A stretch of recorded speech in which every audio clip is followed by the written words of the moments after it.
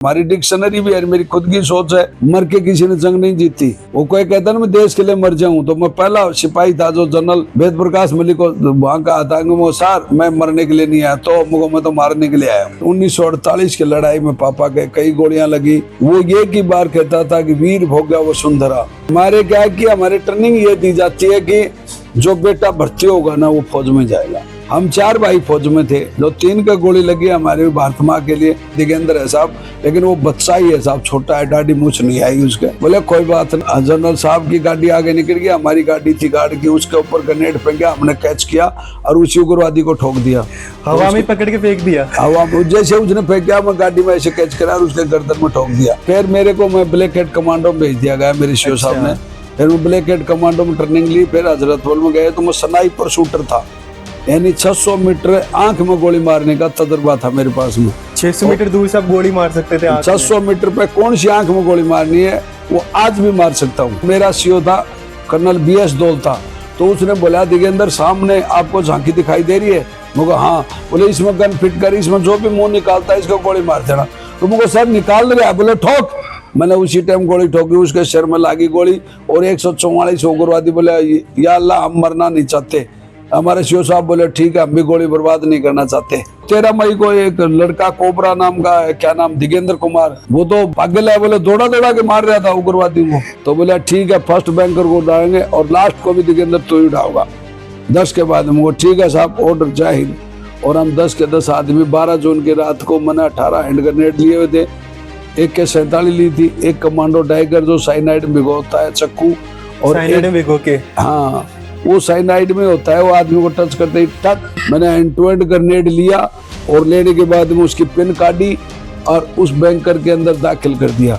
ब्राह्म दे जैसे ही अंदर गया, अंदर से अल्लाहू अकबर काफर काटे, मुझे मरा तो है चाहे एक भी मरो। मेजर विवेक गुप्ता थे, उनका वो जो मेरी गोद में ही थे, वो मतलब जब शहीद हुए थे ना, बोला दिगेंद्र साले दुश्मनों ने गलत जगह गोली मार दी। बोले जैसे मेजर गुप्ता साहब शहीद हो गए, बाबूलाल शहीद हो गए, सुमेर साहब शहीद हुए सुबह 4 बजे, तो उस टाइम पर उन्होंने मेरे को यही मोटिवेट, दिगेंद्र तेरी पोजीशन बहुत बढ़िया, इन कुत्तों को मत छोड़ना।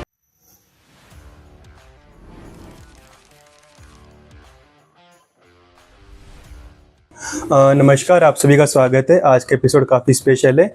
आज हमारे साथ दिगेंद्र कुमार जी, जिन्हें सेना मेडल और महावीर चक्र जैसे पुरस्कारों से सम्मानित किया गया है, जो कि कारगिल हीरो है, एक कारगिल वेटरन है। सर बहुत बहुत स्वागत है। नमस्कार, आपके चैनल के देखने वाले और सुनने वालों को मेरा जय हिंद। सर बिल्कुल सर, आपके सामने बैठना भी मेरे लिए बहुत बड़ी गर्व की बात है। ये तो हर हिंदुस्तानी को गर्व होता है कि हमारा सैनिक जब भी कोई युद्ध जीत के आता है तो उसकी माँ बहन परिवार पूरा देश उस पर गर्व करता है। और जिस इलाके से वो पैरों से अपने पैरों जाता उस पैरों को लोग चूमते हैं कि ये वो योद्धा था जिसने हमारे देश के लिए अपना खून बहा। सर आपके जो राजपूताना राइफल्स का जो एक वारकरा है कि राजा रामचंद्र की जय। जी बिल्कुल, राजा रामचंद्र की जय हमारा युद्ध घोष है। युद्ध के दौरान हम बोलते हैं बोला राजा रामचंद्र की जय। ये युद्ध तो नहीं, पर इसी के साथ शुरू करते हैं, राजा रामचंद्र की जय। तो सर यहाँ पे आने से पहले मैं आपके बारे में थोड़ा बहुत पढ़ रहा था, तो पता चला कि आपकी जो बहादुरी, जो वीरता है वो भी खानदानी है। आपके जो पिताजी थे वो भी फौज में थे, आपके जो नाना जी थे वो आजाद हिंद फौज में थे। बिल्कुल थे। तो उनके बारे में थोड़ा सा बताइए। देखो, मेरे नाना जी बसरा बगदाद की लड़ाई के दौरान वीर गति को प्राप्त हुए थे। जब मेरे नाना जी शहीद हुए, उनका टेलीग्राम मेरे ननिहाल पहुंचा, तो उस टाइम पे मेरी नानी थी, वो मेरी माँ पैदा हुई थी, मतलब 3 रोज हुए थे, और किसी ने डायरेक्ट उनको बता दिया और उसकी वजह से उनको एकदम से सदमा पहुंचा और वो एकदम से एक्सपायर हो गई। यानी मेरी नानी भी देश के लिए कुर्बानी दी और मेरा नाना ने भी देश के लिए कुर्बानी दी। और मेरी माँ 3 रोज की थी उस टाइम पर, उसकी दुनिया उजड़ चुकी थी, मतलब कोई नहीं था उसका। मतलब सिर्फ पिताजी शहीद हो गए, फर्स्ट डिलीवरी थी, और माँ ऐसे सदमे में कि भाई मेरा तो सुहाग उजड़ गया। इसलिए वो सर इतनी कम उम्र में भी उन्हें इतना सहना पड़ा, फिर भी आपके पिताजी को फौज में भर्ती। और उसके बाद में मेरे पिताजी से शादी हुई उनकी, और मेरे पिताजी भी फिर आजाद हिंद फौज में गए। और फिर 1948 की लड़ाई में पापा के कई गोलियां लगी, और वो ये की बार कहता था कि वीर भोग्या वसुंधरा। इस धरती पर बेटा वीर ही वसुंधरा, इस माँ का नाम है। भारत माँ को हम माँ कहते हैं, तो बोले पहली माँ वो होती है जो हमारे को जन्म देती है, दूसरी माँ जो है जिसके ऊपर हम अपना जीवन यापन करते हैं। तो बोले ये बहुत जरूरी है कि मतलब देश के लिए कुर्बानी का मादा कुछ एक बंदों में होता है। तो मैं चाहता हूँ कि मेरे 6 बेटे हैं, 6 को मैं सेना में भर्ती कराऊं, लेकिन किसी कारणवश मेरे 2 बड़े भाई सेना में भर्ती नहीं हो सके थे और उसके बाद मेरे को भर्ती कराया उन्होंने। 3 सितंबर 1985 को सेना में मैं भर्ती हुआ था झुंझुनू में। मेरी भर्ती कमांडिंग ऑफिसर थे, वो कर्नल थे, वो कर्नल करमजीत सिंह, जो मतलब उन्होंने मेरे को भर्ती किया था। और 16 साल 2 महीने 2 दिन का मैं और 2 घंटे 20 मिनट 33 सेकंड का फौज में भर्ती हो गया था। 16 साल बहुत कम उम्र नहीं है, मतलब इतनी जी कम हाँ, उम्र में। लेकिन हम क्या है कि गांव के रहने वाले और खानदानी, वो जो हमारे खान पीन बहुत तगड़ा होता है। तो उस टाइम पे मेरे अंदर मतलब 70 किलो वेट था और मैं राजस्थान केसरी था। अच्छा, आप कुश्ती वगैरह क्या करते थे उस टाइम मैं कुश्ती हाँ, स्टेट कई बार चैंपियन, नेशनल कई बार गया था मैं उस टाइम पे, छोटी छोटी उम्र में स्कूलों की तरफ से। और मैं 10वीं के अंदर जैसे मैं खेलने गया तो 10वीं में कंप्लीट फेल होगा। फेल होने से फिर मैं सीधा, मेरे पिताजी बोला चल बेटा तेरे को सेना में भर्ती कराता हूँ, और उन्होंने ले गया और ले जाने के बाद मेरा सीधा भर्ती करवा दिया उन्होंने। पिताजी ने तो बोल दिया कि सेना में भर्ती करा, तो माताजी ने क्या बोला? क्योंकि मेरी माँ भी बोली जा बेटा अपना पापा का बदला ले। अच्छा हाँ सर, ये तो आपका जो घर का जो माहौल था मतलब बचपन से ही एकदम। नहीं, हमारे क्या है कि हमारे ट्रेनिंग ये दी जाती है कि जो बेटा भर्ती होगा ना वो फौज में जाएगा। हम 4 भाई फौज में थे, जो 3 का गोली लगी हमारे भारत माँ के लिए। अच्छा। और एक मेरा भाई जो बेस्ट कमांडो से रिटायरमेंट हुआ है, अभी ओटी चला गया हुआ है, मान सिंह। और उससे छोटा भाई मेरा भूप सिंह है, मेरे से छोटा है वो सतवीर है, और मैं खुद दिगेंद्र। मतलब हम 4 भाई फौज में थे। और कारगिल युद्ध में हम 3, एक माँ के 3 बेटे कारगिल युद्ध में एक साथ में थे। सर ये, और आपकी जो मतलब बटालियन थी, आपने जब ज्वाइन की 16 साल की उम्र में, तब राजपुताना राइफल से भर्ती हुए थे। जी हाँ। तो उसके बारे में थोड़ा सा बताइए, जो सबसे पुरानी रेजिमेंट है राइफल देखो रेजिमेंट। हमारी बटालियन आज मतलब 210 साल पुरानी बटालियन है, लगभग 210 साल पहले हमारी बटालियन ने जब अंग्रेजों ने खड़ी करी थी ना, उस टाइम पे फर्स्ट विक्टोरिया क्रॉस विजेता यूनिट है मेरी। 9 दिसंबर 1856 को बुशायरा किला के अंदर हमारे बुजुर्ग थे, हमारी बटालियन के होनहार योद्धा थे, उन्होंने बुशायरा किला को नेस्ता नाबूद किया। और company commander captain J would थे, अंग्रेज ऑफिसर, उनको फर्स्ट विक्टोरिया, जो रानी विक्टोरिया ने पहला विक्टोरिया दिया था, वो हमारी बटालियन के पास रखा हुआ है। पहला विक्टोरिया 2 राजरीफ के नाम से मिला था। और राजरीफ का जो मोटो है, वीर भोग्य वसुंधरा। जी हाँ। और वार क्राई की राजा रामचंद्र की जय। हमारा गाना भी है, काल के काल हम महाकाल हैं, और राजरीफ के वीर हैं भूमि करते लाल हैं। राजरीफ के वीर हम, काल के भी काल है, युद्ध में कूदते धरती करते लाल है। हाँ लाल है। इसी के साथ हमेशा आगे बढ़ते थे जीवन में। बिल्कुल। हमारी राजपूताना राइफल्स में हिंदुस्तान की 2 कास्ट हैं जो भी हमेशा हजारों पीढ़ियों से वो युद्ध करती आई हैं, जाट और राजपूत। अच्छा। जिन्होंने हमेशा, हमारी बटालियन ने पहला विक्टोरिया जीता, उसके बाद कई युद्ध स्मारक लिए, कई मेडल लिए। उसके बाद 1948 में पहली लड़ाई पुंछ रिजोरी में लड़ी, तो मेरे ही जिले सीकर के रहने वाले हौलदार चुनाराम को उस टाइम पे लाइव महावीर चक्र मिला था, हौलदार चुनाराम को। जी सर। तो वो 1948 में पहला महावीर चक्र हमारी बटालियन को प्राप्त हुआ था, जैसे पहला विक्टोरिया क्रॉस और पहला महावीर चक्कर 2 राजरीफ का नाम हौलदार चुनाराम को मिला था। राजरीफ का तो मैं देख रहा था, इतने सारे अवार्ड, इतने सारे मेडल्स, सारे जितने भी पॉसिबल है सब मिल चुके राजरीफ के जो जवान। हाँ, मतलब हम राजरीफ ओलंपिक गोल्ड मेडल भी ले लिया हमने, नीरज चोपड़ा। अच्छा। वो हमारी ग्रुप के हैं। हाँ सर, आपने कभी फौज में जाने के बाद स्पोर्ट्स की तरफ ध्यान दिया? बिल्कुल, मैं सर्विसेज प्लेयर हूँ। अच्छा। हाँ, मैं इंडिया खेला हूँ कई बार आर्मी की तरफ से, और खूब रेसलिंग की है मैंने, फायरिंग में गोल्ड मेडल हुआ LMG में मैं। अच्छा। और कई गेम किए मैंने, कई 7-8 कोर्स है मेरे को महाराणा प्रताप वीरता पुरस्कार भी मिला है। ये 2 चीफ कमीशन कार्ड भी हैं। ये दुश्मनों को मारने पे दिया जाता है। अच्छा। जो पहली बार मैंने जो आपकी जो पहली कहानी सुनी है, जब आपने फौज ज्वाइन कर ली, उसके 2 साल बाद आपको श्रीलंका भेजा गया था। हाँ, नहीं 2 साल बाद मेरी बटालियन जम्मू कश्मीर में तैनात थी, मैं वहां गया और वहां जाने के बाद में मैंने पहले पीटी कोर्स करा, फिर कमांडो कोर्स किया। कमांडो का मैं बस स्टूडेंट रहा बेलगांव से। उसके बाद में हमारी एक 5 राजरीप थी वहां श्रीलंका में, तो हमारी एक प्लाटून गई थी। एक प्लाटून में 36 आदमी गए थे, एक जेशो और 36 और गए थे। तो उसमें से मेरा भी सिलेक्शन हुआ था और मैं भी गया था उसमें। तो उसके बाद में मेरा कमांडो था, वहाँ जनरल कलकट थे। तो जनरल कलकट ने हमारा इंटरव्यू लिया, भाई कमांडो कोर्स वाला कोई लड़का है, जो हमारा हवलदार केपी था, प्लाटून हवलदार कौरपाल सिंह, उसने बोला दिगेंद्र है साहब, लेकिन वो बच्चा ही है साहब, छोटा है, दाढ़ी मूछ नहीं आई उसके।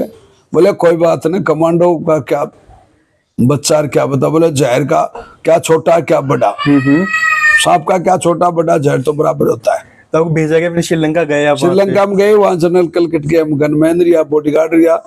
उसी दौरान मुझे कोबरा की उपाधि मिली। एक समय ऐसा आया कि मतलब जनरल साहब की गाड़ी आगे निकल गया, हमारी गाड़ी थी गार्ड की, उसके ऊपर ग्रेनेड फेंका, हमने कैच किया और उसी उग्रवादी को ठोक दिया, हवा में पकड़ के फेंक दिया। हवा में जैसे उसने फेंका, मैं गाड़ी में ऐसे कैच करा और उसके गर्दन में ठोक दिया। तो उसी टाइम उसकी मुंडी उठ गई और हम आगे गए। तो जनरल कलकट ने हवलदार केपी बोला, अरे भाई कौरपाल, ये लड़का कौन सा था? बोले सर अपना ये राइफलमैन दिगेंद्र है। बोले वाह, ये तो कोबरा है। तो पूरी फौज मुझे कोबरा करने लगी। अच्छा, तो वहां पे आपका मिशन क्या था, जो इंडियन पीस मिशन था जिसके लिए आपको भेजा गया था? हाँ, उसके बारे में थोड़ा सा बताइए। सर वहाँ ये था कि जो सबसे पहले वह एलटीटी थी ना, वो या मतलब तमिलनाडु, तमिल का, हाँ, तमिल ईमेल वो संगठन था कि उनको हमारे को आज़ादी पूरा हक मिलना चाहिए, और उसी के लिए वो वहाँ गए थे। लेकिन वहाँ जाकर के वो शांति सेना, उसके अंदर वो उनकी सेना को सपोर्ट करना पड़ा। नहीं तो ये वो उसी प्रकार का था जैसे बांग्लादेश और हिंदुस्तान का हुआ था ना, उसी प्रकार का था कि भाई हम श्रीलंका के अंदर हमें तमिलों को वो देना। लेकिन वहाँ उल्टा पड़ेगा फिर, और वहाँ बहुत ज़्यादा कैजुअलिटी है। हमारे 10-11 तो अर्जुन टैंक बर्बाद हो गए, क्योंकि वह एलटीटी को ट्रेनिंग बहुत तगड़ी दी हुई है। और वर्ल्ड के दूसरे नंबर के उग्रवादी हैं एलटीटी, थे उस जमाने में, अब तो खत्म हो गए। उस समय मैंने सुना आपने वहां भी काफी लोग मारे श्रीलंका में। हाँ, देखो लड़ाई में तो क्या है कि अगर दुश्मन को या तो मारो या मरो, तो दुश्मन को मारना गए मारने के लिए। और हमारी डिक्शनरी भी है, मेरी खुद की सोच है, मर के किसी ने जंग नहीं जीती। वो कोई कहता ना मैं देश के लिए मर जाऊं, तो मैं पहला सिपाही था जो जनरल वेद प्रकाश मलिक को वहां का आता है, सर मैं मरने के लिए नहीं आया, तो मुझको मैं तो मारने के लिए आया हूँ। तो बोले ये तो टूर आजरेब हर जवान यही कहता है कि हम तो साहब मरने के लिए नहीं है, मारने के लिए आए। आपका वो भी तो विजय या फिर वीरगति। हाँ, तो सर वहां पे जाने के बाद मैंने ये भी सुना कि जैसे वहाँ पैराशूट रेजिमेंट ने कुछ लोगों को वहाँ पकड़ लिया था, तो आप अम्यूनेशन लेके गए थे। वहाँ जो भी रेजिमेंट है वो उसका मेरे अच्छी तरह से याद है, थोड़ा थोड़ा आता है कि भाई वहाँ ऑपरेशन चलता है, और ऑपरेशन के दौरान क्या होता है कि चारों तरफ से मतलब किसी वजह से हमारा ट्रुप चारों तरफ से गिर जाता है। तो हमारी दूसरी और ग्रुप वो दूसरी प्लाटून होती है या कंपनी वो अटैक मारती है।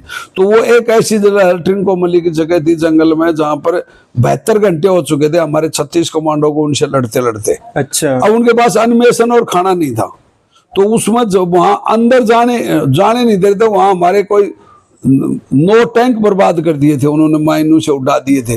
तो वहां जनरल कलकट बोले इनके पास अंदर जा करके कोई अन्वेषण हथियार दे सकता है। तो उस टाइम पर मैं वॉलेंटियर आया था, सर मैं जा सकता हूँ पानी के नाले से, और वो ले जा करके ने उनको 3600 गोली दे दी और एक एक बिस्कुट पैकेट। पानी के नाले के अंदर से गए थे? पानी के नाले के अंदर से गया था वो, और वो नाले के आसपास थे, उधर गए। फिर उन 36 कमांडो ने और हमने 78 आदमियों को वहां शहीद किए थे। तो मैंने हेड शूट से जो गोली मारी वो 37 बताए, उन्होंने बताए। आपने? हाँ, तो वहां मुझे ये चीफ कन्वेंशन कार्ड मिला था मुझे। अच्छा, श्रीलंका में? श्रीलंका। और वहीं से आपका कोबरा नाम भी श्रीलंका से आया? श्रीलंका से मिला था। अच्छा, उसके बाद आपकी पोस्टिंग कहाँ पर हुई? उसके बाद में हम कुपवाड़ा में गए थे, हमारी बटालियन। अच्छा। जम्मू कश्मीर में ही थे हम। आपको सेना मेडल मिला 1993 में? हाँ। तो वो किस कारण मिला आपको? वहाँ उग्रवादी मारे थे हमने। अच्छा, उग्रवादी मारे थे, तो वहाँ दिल्ली उग्रवादी आते थे, खूब मारते थे हम। कश्मीर में? हाँ, कश्मीर में। तो उस जगह पर उग्रवादी इलाका था, बहुत भयंकर चरम सीमा पर उग्रवाद था। इन पाकिस्तान से घुसपैठी आते थे और उनको हमारी बटालियन बहुत आदमियों को मारे। हमारे कई आदमियों को, जैसे मेरे मेरे साथ में थे मेरे कंपनी कमांडर मेजर उत्तम दीक्षित, उनको सेना मेडल मिला था। अच्छा। हाँ, और हमारे को कईयों को चीफ कन्वेंशन कार्ड मिला, फिर सेना मेडल मिला, कईयों को ऐसे मतलब वो। आपको वहाँ पे भी सेना मेडल मिला? हाँ वहाँ। और उसी के अगले साल आपने हजरत बल में भी? हाँ, फिर मेरे को मैं ब्लैक हेड कमांडो में भेज दिया गया मेरे सीओ साहब ने। फिर मैं ब्लैक हेड कमांडो में ट्रेनिंग ली, फिर हजरत बल में गए तो मैं स्नाइपर शूटर था, यानी 600 मीटर आंख में गोली मारने का तजुर्बा था मेरे पास में। 600 मीटर दूर से आप गोली मार सकते थे? 600 मीटर पे कौन सी आंख में गोली मारनी है वो आज भी मार सकता हूँ। तो ये वो स्नाइपर जो पीएसजी होती है ना, वो गन ही ऐसी होती है, उसका फायरिंग एक्यूरेसी बहुत तगड़ी होती है, और फिर फायरर भी तगड़ा हो तो गोली अच्छी लगती है। तो ट्रेनिंग कैसी रहती है जो black head commando? Black head commando बहुत खतरनाक ट्रेनिंग होती है, और एक कमांडो तैयार करने के लिए कई करोड़ों रुपए खर्च होते हैं देश के। ऐसे ही थोड़ी तैयार होता कोई, मतलब जैसे खिलाड़ी तैयार करने के लिए कई करोड़ों रुपए तैयार, ऐसे ही एक कमांडो तैयार करने के लिए देश को बहुत कुछ करना पड़ता है। ट्रेनिंग के अंदर क्या होता है, मतलब बिल्कुल? देखो, ट्रेनिंग की कुछ बातें होती है जो सिक्योर है होती है, उनको बताया नहीं जाता। हाँ, ये आपको मोटे मोटे बहादुरी के जो हमने लड़ाई लड़ी वो उसको बता दे तो उसका आगे और पीछे की बातें नहीं बता सकते हमको, जो बातें सिक्योर होती है। अच्छा, तो वहाँ पे आपने ट्रेनिंग की, उसके बाद अपने? उसके बाद में हम गए हजरत बल में। वहाँ हम गए तो वहाँ सीआरपीएफ, बीएसएफ और आरआर ने चारों तरफ से कॉर्डन किया हुआ था हजरत बल को। वहाँ गए, मेरा सीओ था कर्नल बीएस दौल था, तो उसने बोला दिगेंद्र सामने आपको झांकी दिखाई दे रही है? मुझे हाँ। बोले इसमें गन फिट कर, इसमें जो भी मुंह निकालता है इसको गोली मार देना। तो मुझे सर निकाल रहा है, बोले ठोक। मैंने उसी टाइम गोली ठोकी, उसके सिर में लागी गोली, और 144 उग्रवादी बोले या अल्लाह हम मरना नहीं चाहते। हमारे सीओ साहब बोले ठीक है, हम भी गोली बर्बाद नहीं करना चाहते। और हम वहां से, वो 90 मिनट का ऑपरेशन बोलते हैं, हमारे सबसे फास्ट ऑपरेशन था। 144 उग्रवादी थे वहां पे? 144 सरेंडर हो गए। बीएसएफ सीआरपी को हम वापस आए, दिल्ली आ गए वापस। फिर सरकार ने कुछ दिया आपको? हाँ, चीफ कन्वेंशन कार्ड मिला था ये। अच्छा, ये दूसरा वाला? दूसरा वाला। इसके बाद आपकी पोस्टिंग कहाँ का रही? उसके बाद में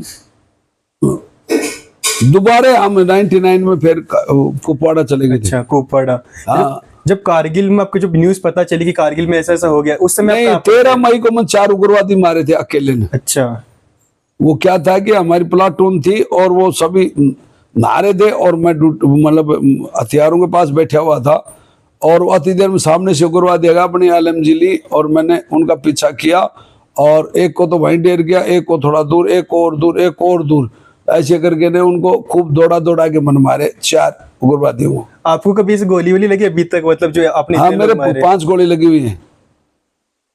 उसके बाद में वहां तहलका मच गया पूरा कुपवाड़ा में, दुर्गुमला साइड। उस टाइम दुर्गुमला में थे हम, कुपवाड़ा दुर्गुमला साथ में। तो वहां दुर्गुमला में तहलका मच गया। बोले टूरा दोबारा आ गया, 93 में बहुत उग्रवादी मारे थे, खतरनाक यूनिट है बोले।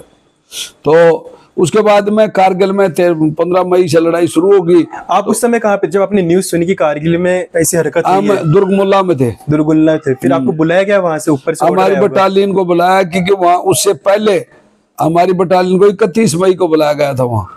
उससे पहले 15 मई को और बहुत अटैक हो चुके थे, लेकिन कोई कामयाबी नहीं मिली थी। तो उस टाइम पर बोले ऐसी बटालियन कौन सी है जो आज तक किसी युद्ध में उसने दिए हुए टास्क को पूरा करने वाली बटालियन का नाम बताओ। तो वहां एक जनरल साहब था, बोले साहब वो तो टू राजनीति है। अच्छा। बोले कैसे? बोले उसका इतिहास पढ़ा था मैंने सर, 71 की लड़ाई में वो यहाँ थे भावनगर, मतलब गुजरात में थी, तो वहां भी उन्होंने बहुत तगड़ा काम किया था। 48 में पुंछ रिजौरी में तगड़ा काम किया था। उसके बाद 62-65 में बहुत तगड़ा काम किया था उस बटालियन ने, कभी हार नहीं मानी। तो अब भी वो क्या कि लक्की बटालियन बोलते हैं हमारी बटालियन को, लक्की। अच्छा, बहुत लक्की, युद्ध के लिए बहुत लक्की बटालियन है, मतलब फिर पहली जीत मिलती है हमारे को। तो उसके बाद में हमारी बटालियन बोले वो कहाँ है? बोले सर वो वहां है। अरे बोले वो 13 मई को एक लड़का कोबरा नाम का है, क्या नाम, दिगेंद्र कुमार, बोले उसने वो तो पागल है, बोले दौड़ा दौड़ा के मार रहा था उग्रवादियों को। बोले वो ही क्या? बोले हाँ। बोले उसको, उस बटालियन को बुलाया जाए। उसके बाद हम हमारी बटालियन आएंगे। हमारा सीओ साहब था कर्नल MB रविंद्रनाथ। तो वहाँ से हम जाते और 31 मई को वहाँ सोना मार्ग और द्रौपदी कुंड नाम की जगह है कारगिल में, दराज से पीछे, वहाँ रुक जाते। वहाँ एक तारीख को हम पूछे और एक तारीख को पहुंचने से 31 को वहां पहुंच गए, एक तारीख को सुबह ही पहुंच गए, कहने का मतलब द्रौपदी कुंड में।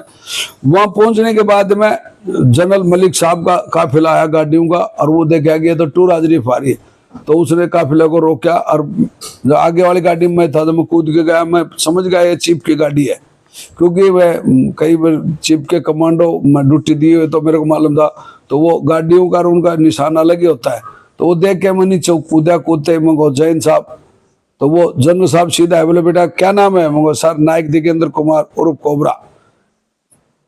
बोले अरे बेटा जो तेरा वही दिगेंद्र है? तो बोले अंतरे सीओ साहब को बुला। तो मैंने वहां दौड़ के गया, सीओ साहब को बुलाया, बोले भाई आपको तोलोलिंग का टैक्स दिया जाता है वहीं पे, और बोले 3 दिन बाद में दरबार लूंगा, अब आपको जो रेकी करनी है वो 3 दिन में कर सकते हैं। तो सीओ साहब ने वो गाड़ियों को अनलोड हुआ, सामान कुछ तो थोड़ा बहुत नॉर्मल है, और होते ही हमने क्या किया कि ओ ग्रुप होता है एक लड़ाई के अंदर, ओ ग्रुप बोलते हैं, जिसमें कमांडर होते हैं सबके सब, उनको बिसलमारी इकट्ठा कर सबको बोले तोलोलिंग पे रेकी पे चलना है। सीओ साहब बोले चल बेटा मेरा गाइड चलेगा तू।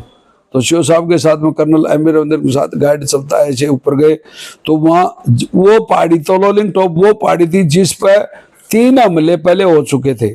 एक बटालियन के मतलब 16 आदमी, दूसरी के 22 और तीसरे के 28 आदमी शहीद हुए थे, और कुछ की डेड बॉडी वहीं पड़ी हुई थी, उठाने नहीं दे रहे थे।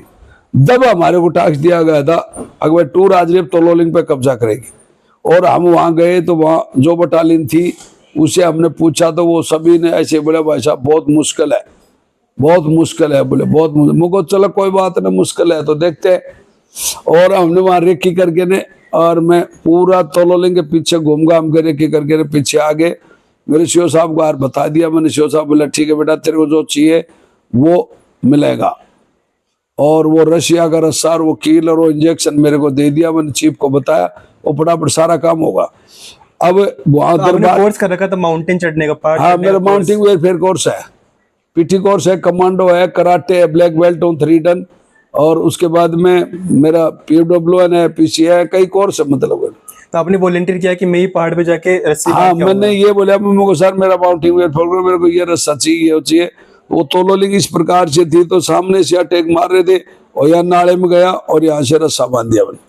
अच्छा, रस्सा बांधने के बाद में सीओ साहब ने, ऊंचाई कितनी थी वो तो 15-16 हजार फीट हाइट थी उसकी तो, लेकिन वो यहाँ से तो तकरीबन 100 मीटर ही था। अच्छा, 100 मीटर रस्सा बांधा था मैंने, 14 घंटे लगे थे उसमें। 14 घंटे में? हाँ। उसके बाद में हमारी बटालियन के जो नुमाए तगड़े तगड़े बंदे थे ना, उन्होंने क्या बोले घातक टीम के साथ जाएंगे दिगेंद्र के साथ। तो मेरे साथ मेजर विवेक गुप्ता, सूबेदार भवरलाल भाकर जो थेपड़ी नागौर राजस्थान के थे, सूबेदार सुमेर सिंह राठौड़ जो खारा दूधवा के थे, CHM यशवीर जो सिरसली मेरठ के थे, और हौलदार सुल्तान सिंह नरवारिया जो भिंड मुराना के, और नायक चिमन नायक सुरेंद्र वो भी मेरठ के थे, लहस नायक बच्चन वो मुजफ्फरनगर के थे। उसके बाद में राइफलमैन जसवीर वो हरियाणा के थे, और एक मैं खुद, ऐसे 10 आदमी थे तो 10 तगड़े कमांडो थे। तो हमारे को सीओ साहब ने उस तरफ भेजा और चार्ली कंपनी की कमांड करने लगे सीओ साहब हमारे, और एक तरफ डेल्टा कंपनी थी उसके रिजर्व नाम बिल्कुल अल्फा कंपनी थी, और चार्ली कंपनी की रिजर्व कंपनी थी ब्रो कंपनी। इस प्रकार से हम ऊपर चढ़ना शुरू हो जाते हैं 12 जून 1999 की रात को। उसके ऊपर हमने डायरेक्ट फायर गिरवाया था बिफोर्स गन का, और ऐसे ऊपर उस जाते टाइम में गुप्ता साहब मेरे से बोलता है अरे दिगेंद्र यार तू हमेशा बोलता है कोई मतलब पहले टास्क का पता होना चाहिए। मुझे सर टास्क ये है पहला बैंकर में उड़ा दूंगा। अच्छा, ऊपर बंकर पहला तो उड़ाऊंगा।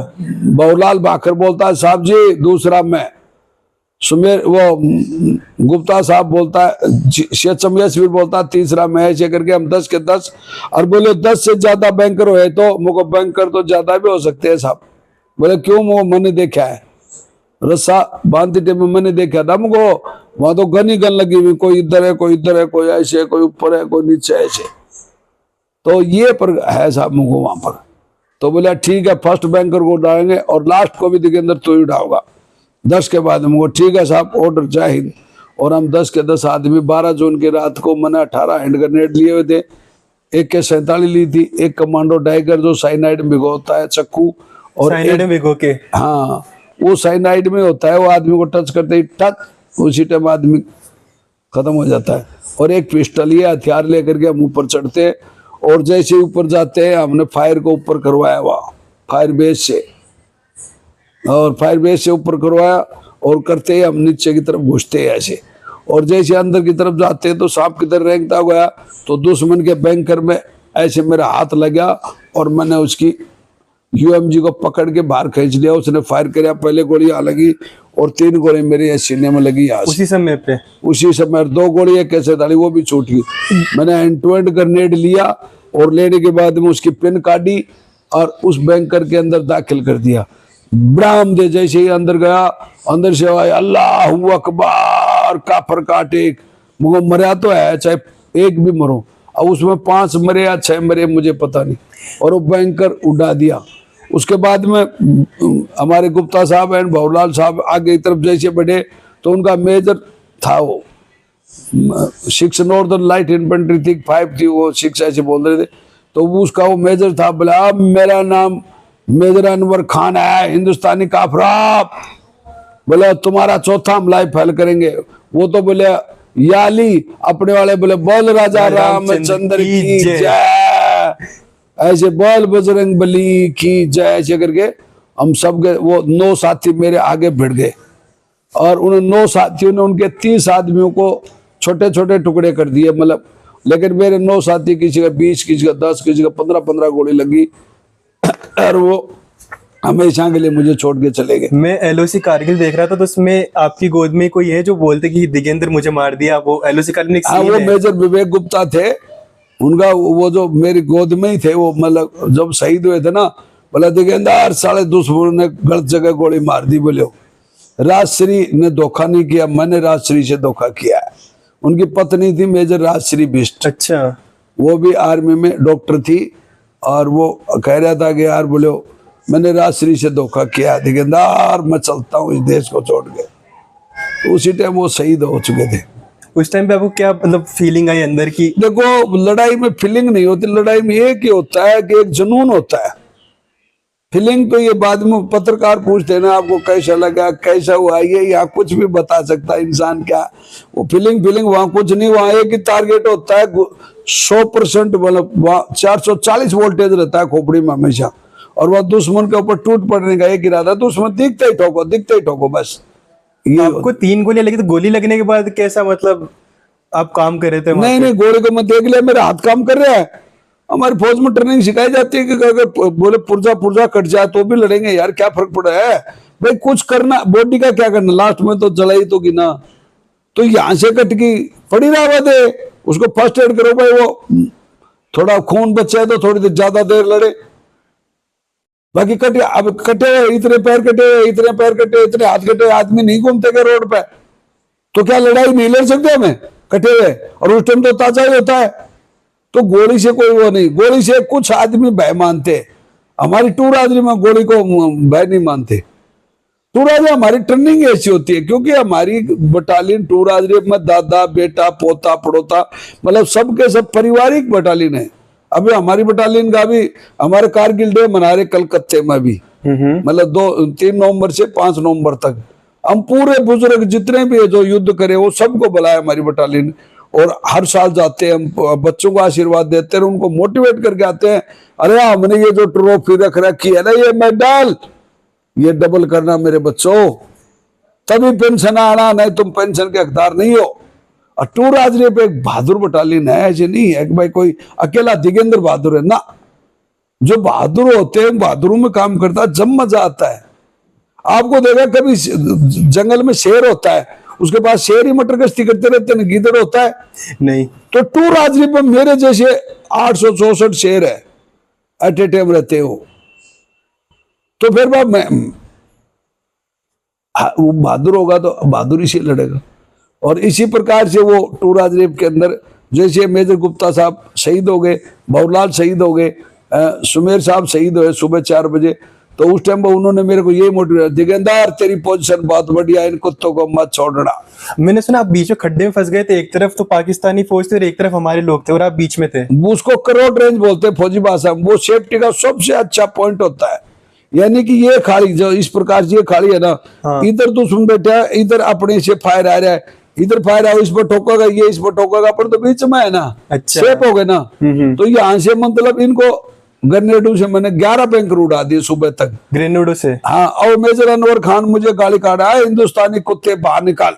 मैं के कुत्ता हूँ? और वो बार बार ये कहे कि भाई ये तो वही टूराज रेप है जो हमारे 16 सिर काट के ले गई थी 1995 में। 95 16 सर काट के लेके आए थे उनके। हाँ हाँ, सर्जिकलिस्ट स्पेशलिस्ट है हमारी बटालियन, और उसके अंदर मैं भी एक छोटा सा नुमाइंदा था। अच्छा। और पाकिस्तान के 16 सिर काट के ले आए थे हम। हमारा कमांडिंग ऑफिसर था कर्नल यूके दार, जो खुद गया था उस सर्जिकल स्ट्राइक, और हमने बदला लिया। हमारे एक सैनिक पेट्रोल में जा रहा था, नायक कर्ण सिंह, तो उसका पीछे से उन्होंने गर्दन काट के ले गए। हमने 2 दिन बाद में ही उनके 16 सिर काटे। पूरे बिल्कुल हमला बोल दिया उनके ऊपर, उनके 16 हाँ 16 सिर। और वही बटालियन कारगिल में हमारे सामने आ गई। अब जैसे ही वो अब आते तो जोश, तो उनमें भी 16 सिर कटे हुए थे, तो खार खाए हुए थे वो भी, और हम भी खार खाए हुए थे कि ये बटालियन बार बार हमारे सामने क्यों आती है।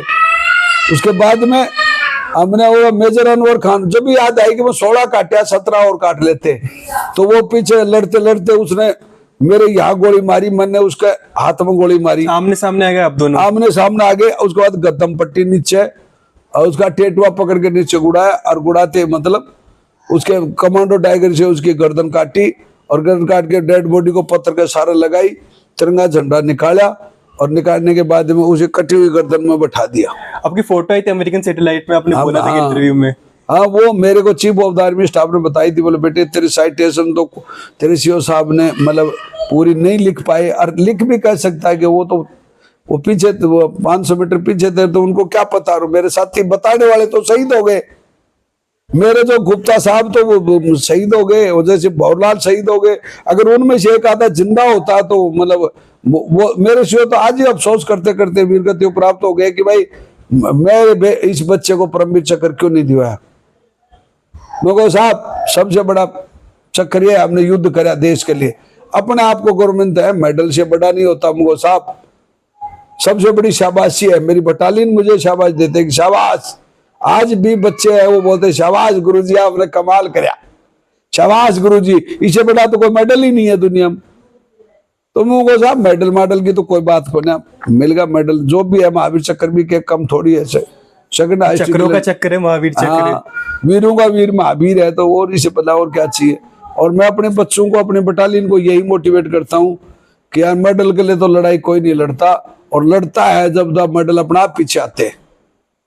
तो ये बात हुई। उसके बाद में वहां से उठाया गया और श्रीनगर हॉस्पिटल में लाया गया। आपने सुबह सुबह फतेह कर ली वहां पे टोलोलिंग पे, और झंडा फर्स्ट विक्ट्री ऑफ कारगिल वार, कारगिल युद्ध की पहली जीत टूराज रिप के नाम है। कुछ लोग इंटरव्यू में दे देते अगर भाई हमारी बटालियन ने टोलोलिंग पर कब्जा किया, वो निराधार झूठ बोलते हैं। ना तो मैं उस बटालियन का नाम लेना चाहता, ना बाबा आत्मू। क्यों? ये आर्मी की एक इज्जत का सवाल है, क्योंकि इस पूरे विश्व को पता है कि भाई 13 जून को पहली जीत मिली थी इंडियन आर्मी को, और वो 13 जून को झंडा गाड़ने वाली टूराज रिप थी। और उसका मैं एक सिपाही हूं, चश्मदीद गवाह हूं मैं। अब मेरे को कैसे झुठला सकता है कोई आदमी? तो ऐसे युद्ध में नहीं था, वो कहे कि मैं तो टोलोलिंग पे था, तो वो तो गलत है ना। लेकिन हम तो अभी जिंदे हैं, टोलोलिंग वाले तो हमारे सीओ साहब ही तो हुआ है एक्सपायर, बाकी तो हमारे बहुत से फौजी अभी जिंदे, बहुत से फौजी नौकरी करे। हमारे उस टाइम पे कैप्टन दे मेजर मोहित सक्सेना जो आज ब्रिगेडियर है, तो वो है आज आर्मी हेडक्वार्टर में ही है, ड्यूटी कर रहे हैं। वो उनको वीर चक्र मिला था लड़ाई में। वो 28 तारीख को दूसरा अटैक मारे, उनको वीर चक्र मिला था। तो ऐसे जाबाज योद्धा टूराज रिप आज भी है जो लड़ाई लड़े हुए हैं। और उसके बाद में कुछ बटालियन के अधिकारी ये बोलते हैं कि हमने टोलोलिंग पे कब्जा कराया। और तुमने कैसे कब्जा कराया भाई? फिर टूराज रिप का नाम क्यों आता है?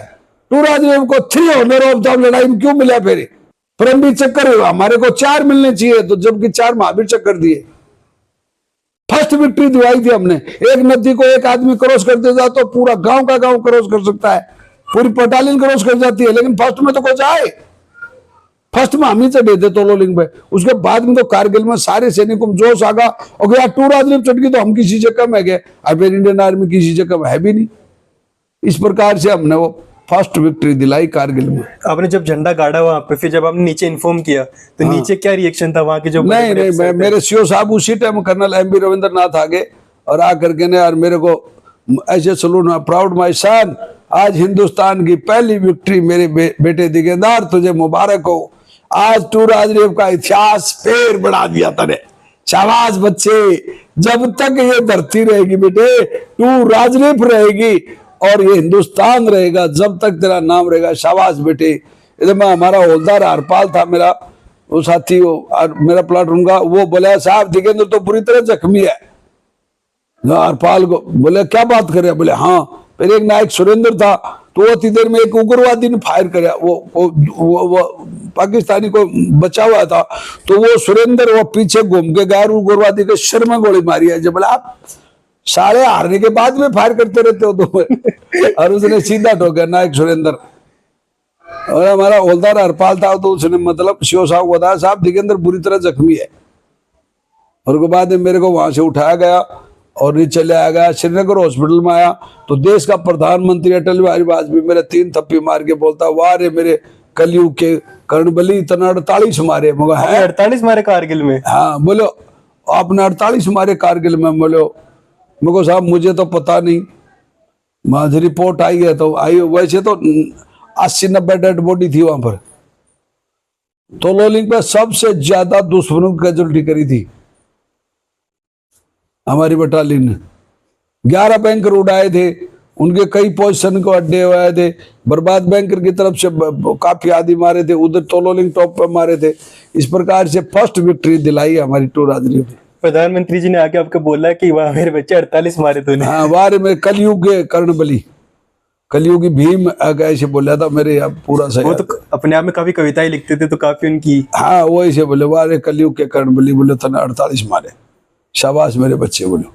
और चीफ ऑफ डिफेंस स्टाफ भी आपसे मिलना है सुबह सुबह वहां पे? वो तो 14 अगस्त 1999 को जब मैं पूना हॉस्पिटल में था तो उस टाइम पे आए थे, बोले बेटा तेरा नाश्ता तोलोलिंग पर नहीं करा सका, 13 जून को मैं वादा किया था, लेकिन मैं तुझे 7 पुष्ट का नाश्ता लेके आया हूँ, तुझे देख महावीर चक्कर से नवाजा पूरा देश ने, और आज बेटा मिठाई खा मेरे हाथ से। तो जनरल मलिक साहब ने मुझे पूना हॉस्पिटल मिठाई खिलाई और महावीर चक्कर की मुबारकबाद दी। फिर रिकवरी में कितना समय लगा आपको वहां से? मेरे रिकवरी का महीने 6-7 महीने तो वैसे लगे, फिर बाद में ऑपरेशन होते रहे, हर 6-7 महीने 8 महीने बाद मेरा जैसे शरीर बनता गया वैसे ऑपरेशन होते गए। अजय 3-4 साल तक मेरा इलाज चला। 3-4 साल तक? हाँ। उसके बाद मेरे को अनफिट करार दे करके ने और घर भेज दिया 2005 में। 2005 में घर आ गए? हाँ। सर आपके जो मतलब इतने अनुभव रहे, मतलब सुन के ही मतलब मेरे तो यहाँ पे रोंगटे खड़े हो रहे सुन के। नहीं जरूरी है बेटा, जो सच्चाई होती है और बहादुरी के किस्से है वो सुनने भी चाहिए, बच्चों को भी सुनाने चाहिए। जैसे राजस्थान गवर्नमेंट ने पाठ्यक्रम में दे रखा है, सामाजिक विज्ञान में मेरा पाठ दे रखा है, जैसे मेजर शैतान सिंह, CHM पीरू सिंह, नायक दिगेंद्र कुमार, ऐसे जो पाठ चलते हैं तो बच्चे पढ़ेंगे, राजस्थान के तो सूरवीर पैदा होंगे। हमारा DNA तो वही चल रहा है ना भाई, मेरे बाप ने गोली खाई, मेरे पास DNA आगा, मेरे बेटा में आगा, मेरे पोता में आ जाएगा, तो वो तो चलेगा ना। वो तो भाई DNA तो एक ही है, वो तो खत्म हो नहीं सकता ना, वो तो बच्चों में चलता रहेगा।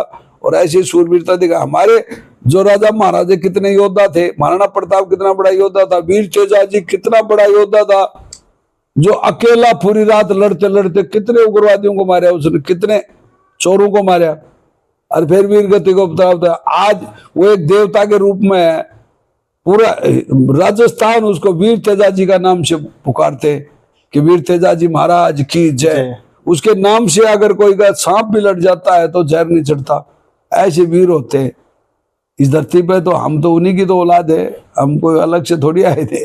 तो अंकल जी आप जब फौज से जब घर आ गए, मतलब आपने जो इतना कुछ देखा वहां पे, तो आपके घर वालों का जो कैसा रिएक्शन था उसमें, मतलब घर वालों की जो चिंता? देखो 2005 में घर में जैसे मेरे गोली लगी थी और मेरे को वहां से श्रीनगर से सीधा पूना हॉस्पिटल भेज दिया था, तो मेरे कपड़े लत्ते वो थे, मेरा कोट काट, तो कोट के अंदर इतनी गोली लगी हुई थी टॉप में, कोई 20-25 गोली लगी हुई थी, तो वो घर ले गए, खूनाम हो रहा, तो वो कपड़े गए, तो घर वाले और गांव वाले बोले नहीं यार इसका भाई है, वो फौजी था मेरा भाई सतवीर। तो वो बोलता नहीं यार ये झूठ बोल रहे थे के अंदर नहीं बचा। बोले इतनी गोली लाइन में बचता है कि आदमी। और गांव में पूरा मैं ऐसे हो गया था कि ओहो की शहादत हो गई है। और वे टाइगर मतलब पूरे इलाके में फेमस आदमी था। मैं रेसलिंग करता था, राजस्थान केसरी रहा हूं, तो मेरे को पूरा इलाका जानता था और लोगों का भला भी खूब गया, मन ऐसी बात नहीं। तो इसलिए लोग मेरे से प्यार भी करते थे, पहले भी फौज से पहले भी करते थे और फौज में होते हुए भी करते थे। तो वो मतलब बोले आरती के अंदर तो शायद मुश्किल ही बचे, ये झूठ बोल रहे। ऐसे था गांव में। और जिस दिन मेरे को महावीर चक्र मिल के ले गया, तो जयपुर के एयरपोर्ट पे मुझे राजस्थान के सीएम अशोक गहलोत जी ने मेरे को सम्मानित करके, और यहाँ से मैं सम्मानित होता होता मेरे नीम का था, मेरे गांव में गया, तो हमारे गांव की मेरी दादी लगती, वो भी मेरे पैर छूने लगी। वो दादी क्या कर रही है? बोले बेटा आज तो वीर नहीं महावीर है। बोले इसलिए महावीरों के पैर छू रही हूँ कि मेरा पोता इतना तगड़ा काम करके आया। तो बहुत खुशी होती है जब आदमी इतना प्यार मिलता है ना, जब लड़ाई लड़के जीत के गया, महावीर चक्कर लेके गया गांव में। आज स्कूल मेरे नाम से है, दिगेंद्र कुमार उच्च माध्यमिक विद्यालय चादरा, तहसील नीम का थाना, जिला नीम का थाना, तो मेरे नाम से है अभी स्कूल मेरे गांव की। तो ये तो खुशी तो होती है आदमी। भगवान कृष्ण ने अर्जुन को नहीं कहा था कि अर्जुन तू युद्ध कर, युद्ध के अंदर वीर गति को प्राप्त होता, सीधा स्वर्ग मिलेगा। अगर स्वर्ग नहीं मिलेगा तो स्वर्ग का सुख या मृतलोक में भोगेगा तू, और वो मैं भोग रहा हूं। मेरे कहीं भी जाओ स्टेशन पर किसी को पता चल गया महावीर चक्कर दिगेंद्र है, तो आप जैसे यूथ आते हैं बच्चे, और अंकल एक फोटो मुझे बेटा 2 ले लो कि भाई एक डिलीट भी हो जाए तो 2 खींच ले भाई। तो पूरे बच्चे देश के यूथ पढ़े लिखे जितने बच्चे सब बहुत प्यार करते हैं। किसी को पता महावीर चक्कर, अरे हीरो हीरोइन तो कोई भी बन जाए, पर मतलब ये तो असली है। लोग समझते ट्रेन में भी मतलब इतनी रेस्पेक्ट करते हैं लोग, जिसको पूछो मत। ट्रेन में बैठ जाते हैं, हम कभी बोले अंकल एक सेल्फी ले लो। कई बार तो 2-2 घंटे तक ट्रेन में सेल्फी चलती है। जहाज में भी कई बार बैठता हूँ तो एयर होस्टेज है, और वो कहीं पता चल जाता, जहाज में खूब फोटो लेते हैं लोग। तो ये प्यार है देश का, और जो बहादुरी का काम करेगा उसको तो प्यार मिलेगा। अंकल जी असली हीरो जो है वो आप जैसे लोग ही हैं जिन्होंने देश को बनाया है। जो बाकी देखो भारतीय सेना और वो किसान है इस देश का असली हीरो। और आज देश में वो ऐसी विडंबना हो रही है कि भाई ऐसी योजना ले रही है सरकार जिनका नाम लेते हुए भी शर्म आती है। क्या नाम है उस योजना का? अग्निवीर। अग्निवीर। देखो आपको ऐसे अग्निवीर यानी अग्नि से लड़ने वाले वीरों को अग्निवीर कहते, लेकिन उनको तो पानी से भी नहीं लड़ाते, हवा से भी नहीं लड़ाते। अग्निवीर कैसे हुए? 4 साल में जो लड़ने वाला अग्निवीर हो गया क्या? मैं देश से पूरा अग्निवीर योजना है, मैं नरेंद्र मोदी जी का बहुत बड़ा फैन हूँ, बहुत बड़ा सम्मान करता हूँ, लेकिन अग्निवीर योजना है वो मोदी जी, मैं हाथ जोड़ के विनती करता हूँ आपसे कि ये योजना बंद कर दो, नहीं तो हमारे आने वाले समय में हमारा देश का भट्ठा गोल हो जाएगा। क्योंकि एक फौजी का लक्ष्य होता है, एक मनुष्य का एक लक्ष्य होता है कि मुझे फौज में जाना, दुश्मन मारना है। कई बहुत पैसे वाले लड़के भी होते हैं जो फौज में जाते हैं, जिनको पैसे नहीं। कई गरीब तो जाते ही जाते हैं, किसान का बेटा जाएगा। अब ना तो किसान को उचित लाभ मूल्य मिला, ना किसान का बेटा को, ये तो घोर अन्याय है ना। अरे 4 साल बाद में बोलो तुम धंधा ढूंढो। एक फौजी कभी 4 साल तक तो टकाटक नौकरी करी, और फिर आकर के ना वो बोलता है यार चाय की दुकान लगाऊं या थड़ी लगाऊं, क्या करूं? तो वहां अपने आप को घृणित समझता है वो, और 15, 16, 20 साल बाद में आ जाता तब उसकी एज हो जाती है और उसको तजर्बा हो जाता है, और वो बढ़िया सिक्योरिटी भी दे सकता है, सब काम कर सकता है। सिविल एडमिनिस्ट्रेशन में भी उसकी वैकेंसी होती है, वहां भी जाता है वो और बढ़िया काम करता है, और चलता है, देश भी बढ़िया चल रहा है। लेकिन अग्निवीर योजना मेरे हिसाब से बहुत गलत है। बिल्कुल अंकल जी, एक फौजी जब फौज में भर्ती होता है तो वो फौज को इतना देता है, तो फौज को वापस भी उसे उतना ही देना चाहिए, उसके परिवार के लिए देना चाहिए। दे रहा है ना, देश फौज को दे। आज जीएसटी है तो कुत्ता बिल्ली कच्चर घोड़ा ऊंट बकरी भी जीएसटी देती है, पहले तो नहीं देती थी। पहले खुद एक चंदे बंदे थे जो देश में। अभी तो कोई भी रोड बनवा लो, कंपनी से पैसे ले लो, रोड बन जाए, टोल टैक्स लेते रहो पैसे बाद में। आजकल तो बहुत टेक्निकल दिमाग है। जैसे बजरंगबली जैसा बड़ा एमबीए मैं किसी को नहीं मानता, बजरंगबली था वो बहुत बड़ा एमबीए था। देख लो श्रीलंका गया, श्रीलंका में कूदा, वहां रावण ने उसको बोले इसके पूंछ के बोलो कपड़ा लपेट दो, तेल लगा के इसको जला दो। तो कपड़ा भी उनका, तेल भी उनका, लंका भी उनकी, और जला दी नहीं। तो अब हमारे देश के साथ ऐसे हो रहा है कि ना उनको पैसे भी हमारे, जवान भी हमारे, और देश भी हमारा। अरे यार क्या कर रहे हो तुम हमारे साथ? ऐसा मत करो भाई। मैं समझता हूं कि देश को मजबूत बनाने के तरीके तो एक ही है कि फौज को मजबूत बनाओ, फौज को मजबूत। हमारी जब देश आजाद हुआ, जब भी 14 लाख आर्मी थी, और आज 140 करोड़ हो गए, तो भी 14 लाख आर्मी है। आर्मी को बढ़ाना चाहिए ना। मेरे हिसाब से तो अब 30 लाख आर्मी होनी चाहिए हमारे देश की। 30 लाख आर्मी होगी तो पहले हिंदुस्तान आर्मी का डंका बजता पूरे विश्व में। और परमानेंट होनी चाहिए, कम से कम 15 साल तो होनी चाहिए। 15 साल करो, उसके बाद में जो और फोर्सेज है, CISF भी है, उसके अंदर पूरी की पूरी 15 साल से ऊपर हो यार, जो नौकरी करना चाहता है उसका सीधा मूवमेंट आर्डर बनाओ, और भाई फलानी यूनिट में रिपोर्ट करो आप, बस उसको वहीं पोस्टिंग दे दो परमानेंट।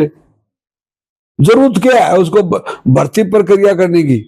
उसको बोलो भाई ये थोड़ा फौज से अनफिट होगा आदमी, इसको CISF में भेज दो, भाई एयरपोर्ट पर ड्यूटी बढ़िया कर लेगा, उसको CRP में भेज दो, BSF में भेज दो, ITBP में भेज दो। वो फौज से सीधा सीधा भेजो ना उनको। CISF को भी सेंट्रल गवर्नमेंट तनख्वाह देती है, CRP को भी सेंट्रल गवर्नमेंट देती है, भारतीय सेना को भी सेंट्रल गवर्नमेंट देती है। तो प्रॉब्लम क्या है भाई? ये कहते हैं कि भाई 4 साल बाद में उनको 10% फलाना %, अरे जितनी कम वैकेंसी उस बटालियन में सीधा सीधा भेज दो। जैसे मेरी बटालियन में अग्निवीर 100 मतलब 864 की नफरी है।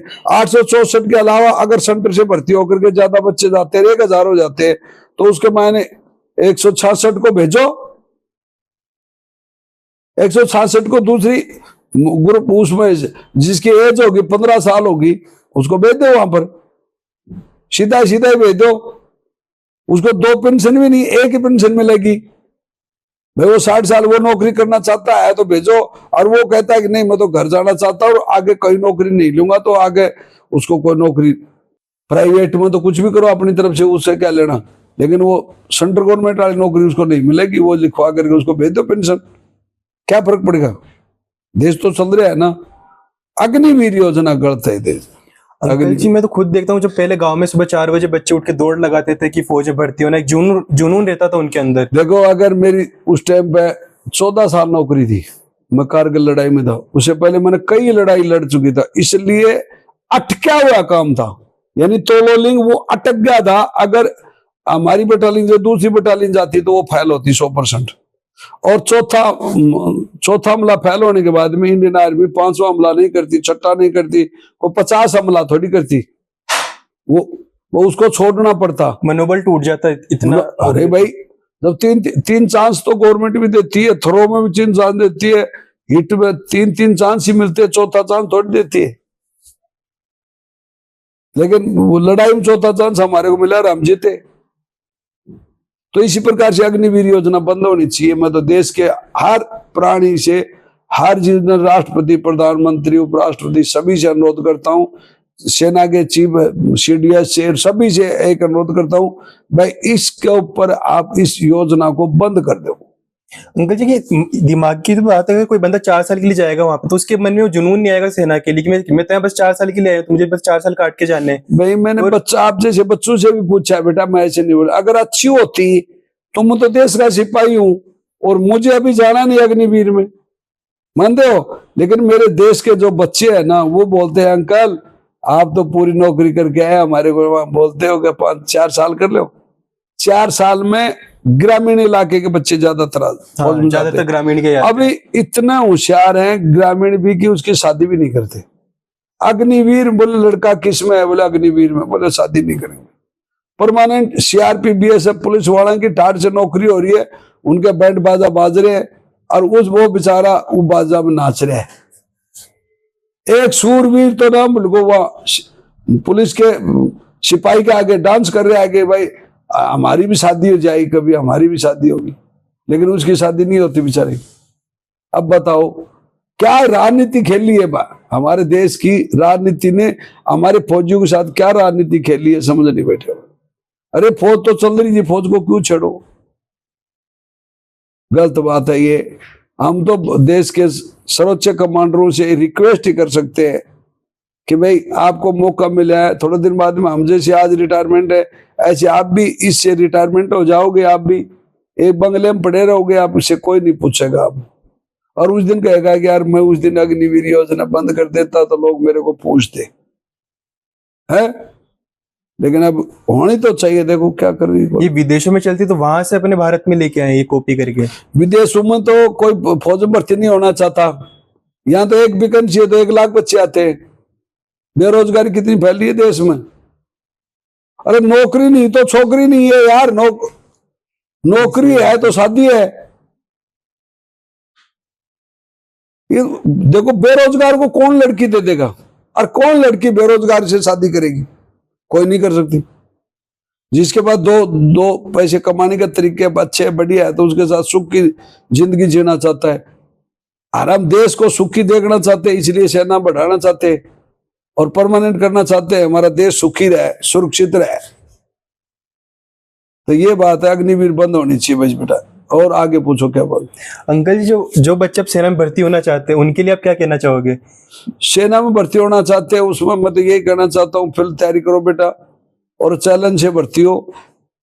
अभी जो अग्निवीर है उसमें भी जाओ, उसका भगवान अभी तो 2-3 साल हुए चालू है ये योजना, 4 साल पहले उसके बंद करवा देगी गवर्नमेंट। हो सकता है बंद हो जाएगी मैराथन, तो अभी तो तैयारी करो, आप फुल तैयारी करो। और अंकल जी, आपका जो मतलब जो जीवन रहा पूरा, मतलब एक एक चीज में से सीखने वाली है। आपके जीवन में कभी आपको ऐसा अनुभव हुआ कि आपने कभी लो फील किया हो कि? नहीं, ये तो हमारी डिक्शनरी में खून में भी नहीं है। फीलिंग तो कुछ भी नहीं। नो जैसे कई बार ये होता है कि भाई देखो एक मतलब क्रिकेट के खिलाड़ी 6 छक्के मारता 6 करोड़ मिलते हैं और हमने 6 उग्रवादी मारा तो 6,000 भी नहीं मिले। तो हमें वो पैसे के लिए नहीं मारे थे और हम फौज में पैसे के लिए भी नहीं गए थे। तो हम तो यही चाहते हैं कि जैसे अभी महावीर चक्र को 10,000 रुपए देती है सैलरी और कई वर्ष हो गए 10,000 रुपए मिलते हैं महावीर चक्र को। बताओ हम किसको कह देंगे हमारी बढ़ा दो, किसको कहें? वो तो गवर्नमेंट, सेंट्रल गवर्नमेंट बढ़ाती है, वो 10,000 रुपए दे देती है बस महावीर चक्र के। जयराम जी की। अंकल जी, यहाँ पे आने के बाद आपका जीवन में क्या परिवर्तन है जब आप एक सोसाइटी में वापस देखो आ गए? मैं यहाँ आने के बाद में बहुत ही अच्छा परिवर्तन ये हुआ है कि बच्चों को अच्छी शिक्षा दे दी मैंने। मेरे बच्चे, एक मेरी बेटी RS बन गई, एक बेटा मेरा अंतर्राष्ट्रीय प्लेयर है बास्केटबॉल का महावीर, और वो रेलवे में ज्वाइनिंग की है अभी, और एक बेटा मेरे साथ में रहता है, कुछ जिम चलाता है। तो ऐसे मतलब अच्छा है। और शिवल के अंदर तो क्या धोखा तो खूब होता है, यहाँ तो क्या है कि झूठ बोलने वाले बहुत ज्यादा होते हैं, तो हम तो उनसे तो बच के रहते हैं। तो यही है कि भाई अच्छा कर्म करोगे तो अच्छा ही मिलेगा, बुरा करोगे तो बुरा ही मिलेगा। ये मैंने देखा था, जब आदमी कोई फौज की नौकरी करके आता है ना तो खरी बात बोलता है, तो यहाँ जो समाज जो है यहाँ देखो आज इस जमाने में खरी बात बोलने वाले की बेचारे की बेलू नहीं होती, लेकिन हमारे पास में दम है तो बेलू मनवा भी लेते हैं। भाई खरी बात मुंह पे कह देते और उसको समझा भी देते कि ये देख ये बात है। 2 4 ही होते हैं ना कि 10 होते हैं। यहाँ पे तो आपकी इज्जत भी लोग खूब करते हैं। मैंने देखा है यहाँ पे बाहर जो लोग आपको मतलब बोल रहे थे कि आप इनके पास आए, इनके पास आए, तो मतलब हाँ ये तो पॉपुलर है आप यहाँ पे। देखो वो तो 25 साल होगी तो अभी भी पूरा देश तो नाचने गाने वालों को तो याद करता है। जैसे योगेंद्र यादव है, संजय कुमार है और एक मैं हूँ, ये हम 4-5 आदमी हैं, तो इनको मतलब है पूरे देश में 10% आदमी जानते होंगे हमारे को।